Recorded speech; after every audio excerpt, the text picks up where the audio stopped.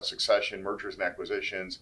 How do you grow? How do you adapt? How do you outsource? It all ties into the problem right now.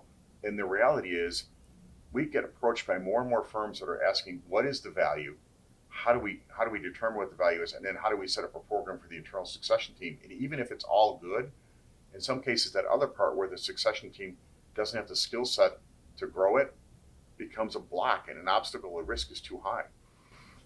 The one thing that we would certainly recommend when you're looking at an internal succession plan for firms is make sure you have some outside counsel, right? We often see firms who will buy a one size fits all, here's how to do a succession plan, and here we go, right? Yeah. And this is all firms have to fit inside this box of our succession planning expertise. Succession plans are living, breathing documents. They should be changing and updated regularly based on the state of the firm, the staff that you have, the talent, these conversations that you should be having. Often firms make the mistake of waiting too long to actually start implementing their plans. And that's ultimately what hinders or destroys a lot of succession plans that we see inside firms. Yeah, a really good plan should start with a 10-year window, 5 at probably the minimum.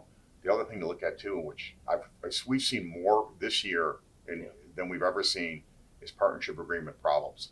Partnership agreements are out of date. They don't reflect what is maybe the value of the firm, how the buy-in works, how voting shares work.